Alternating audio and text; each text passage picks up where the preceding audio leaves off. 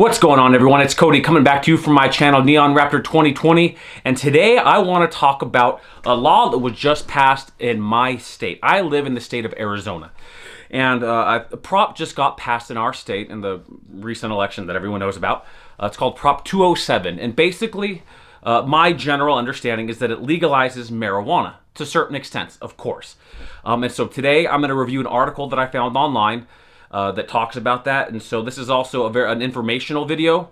So if you have any questions about the prop, if you live in Arizona or you just want to know about it, this video should hopefully answer a lot of your questions. Let's get into it. So this article comes to us from azcentral.com. The title is Legal Recreational Marijuana in Arizona, What You Need to Know. The link to this article will be in the description and the pinned comment below. The author is Ryan Randazzo from the Arizona Republic. Published a couple days ago, November 4th, 2020. Here we go. Let's get into it. Proposition 207 has passed in Arizona, meaning people 21 and older will be able to possess and grow marijuana, and medical marijuana dispensaries can sell the drug to adults. So already from the get-go, that's a big change. I remember growing up, I have memories, not necessarily specific memories, but being in junior high, and kids and their older brothers and stuff like that, you know, smoking marijuana, you know, selling it and whatever. And it was very hush, hush, hush. So this is very interesting for me to talk about marijuana in Arizona being legal, because the only experiences I've ever had with it have been when, you know, people are being very hush, hush about it and things like that. Let's keep going. The ballot measure also covers a variety of other issues related to legalization, from expunging criminal records for possession to driving under the influence of cannabis, which is very important. We're going to talk about DUIs moving forward. Here are some answers to common questions about the measure and when the various policies within it take effect. When is it legal to possess marijuana? The proposition becomes official when the election results are canvassed November 30th. At that point, adults 21 and over can possess up to an ounce of marijuana with no more than 5 grams in a concentrated form. Now, honestly, I don't know what the hell 1 ounce is. I don't know how much that is in marijuana, and I don't know what concentrated form is.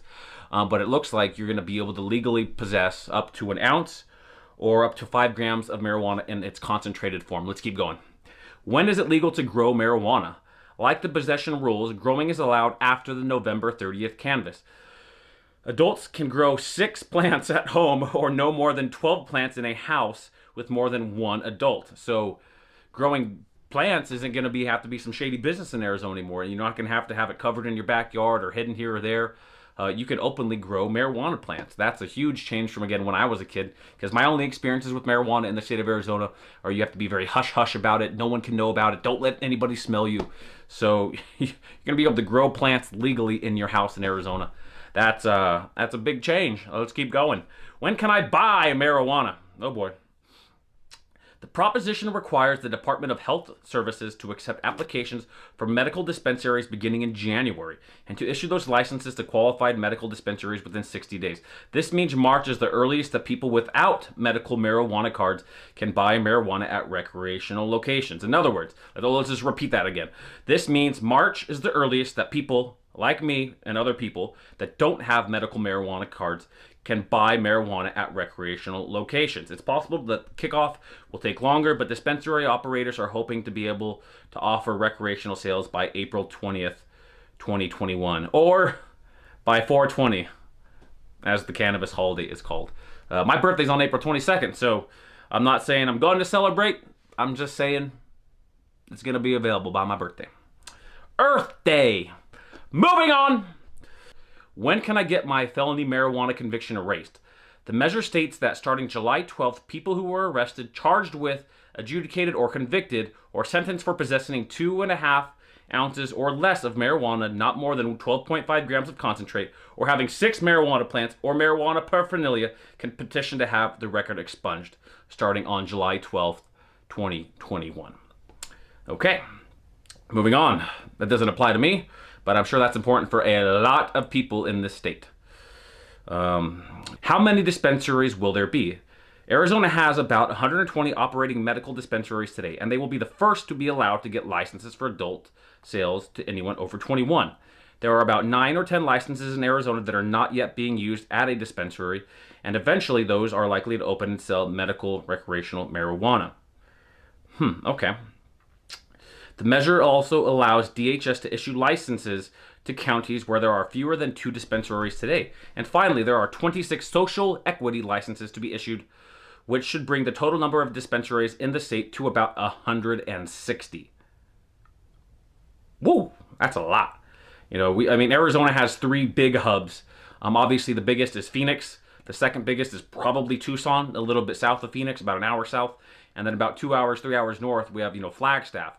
So between those 3, 160, and obviously there'll be some in other more rural areas of Arizona, but 160 split primarily between 3 hubs. That's a lot of marijuana. All right, moving forward.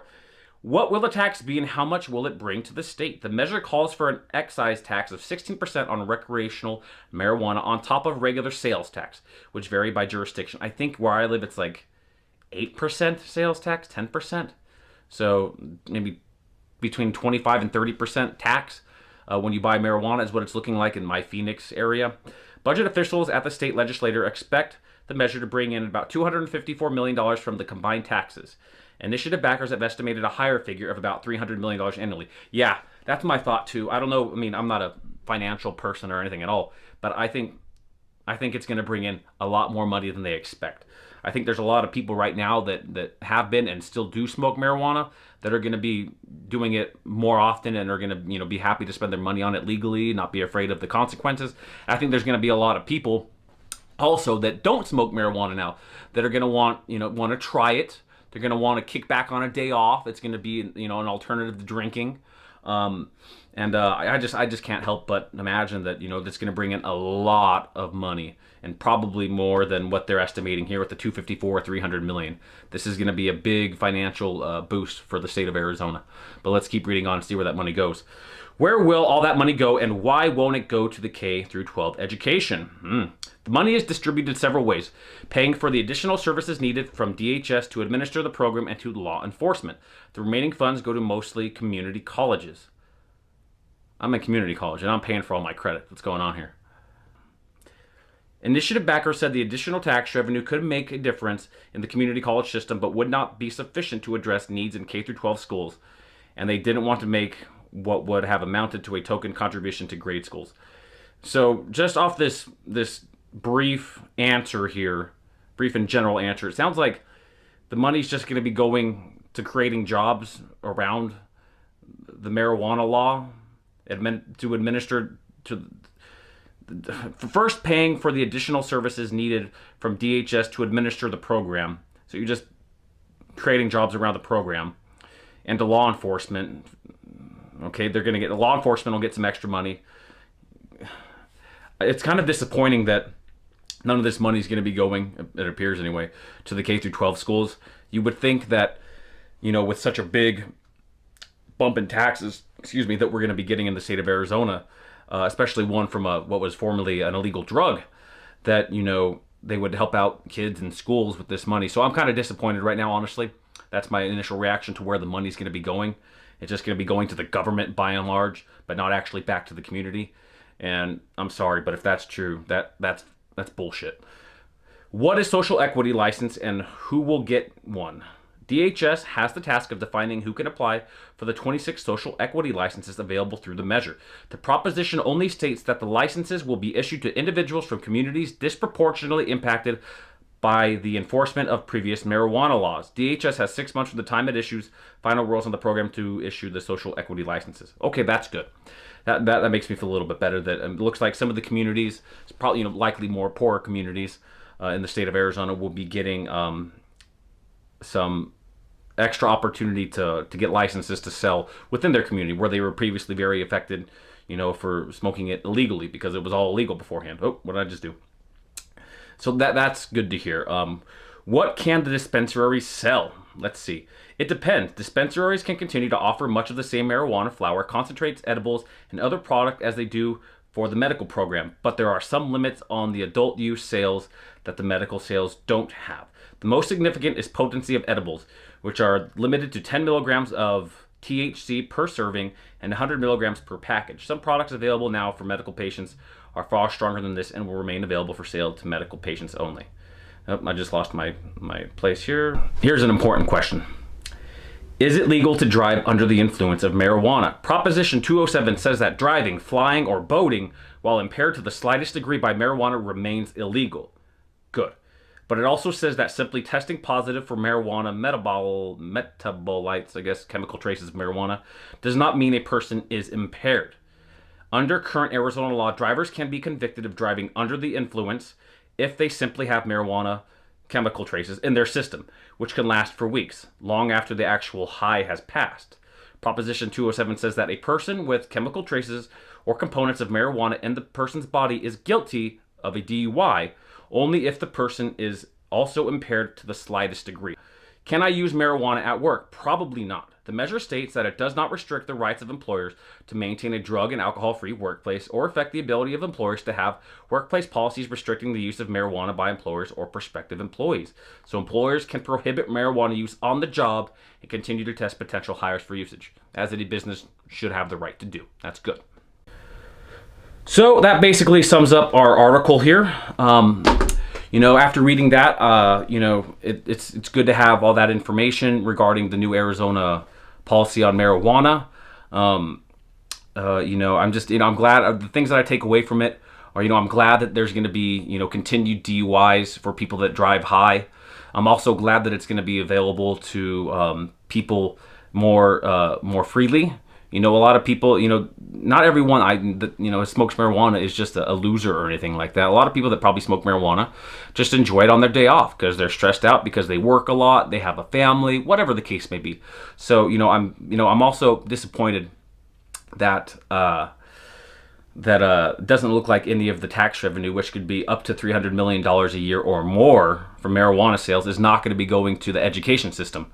It says a little bit might go to the community college systems here in Arizona, which I'm actively participating in right now, but it's not going to be, it doesn't look like it's going to affect my tuition very much. I wish that some of this money would go towards the education system for 18 and under. I'm disappointed that it's not. Hopefully we can get legislation pushed and passed in Arizona down the road where the tax revenue from marijuana, instead of going to government programs, it can go to the education system, because that's super important. And especially me as a father, I want my child's education to be the premier, the best. And if we're passing a formerly illegal drug to be legal now in Arizona, some of that should go. And I can't see why it's not going into the K through 12 system. That's upsetting. But overall, I think it's a net positive for the state of Arizona. A lot of people that have, felonies or misdemeanors or whatever, from breaking laws in the past regarding marijuana, they're going to have that expunged. So that's going to be positive for them. That'll help them find jobs that might have otherwise turned them away for their record. And so I just want to know what you think in the comment section below. If you live in the state of Arizona, or if you don't, let me know what you think about Prop 207 being passed here. Leave a like if you liked it, leave a dislike if you don't sub. My name is Cody. My channel is Neon Raptor 2020. Thank you for watching. Have a good day. Peace!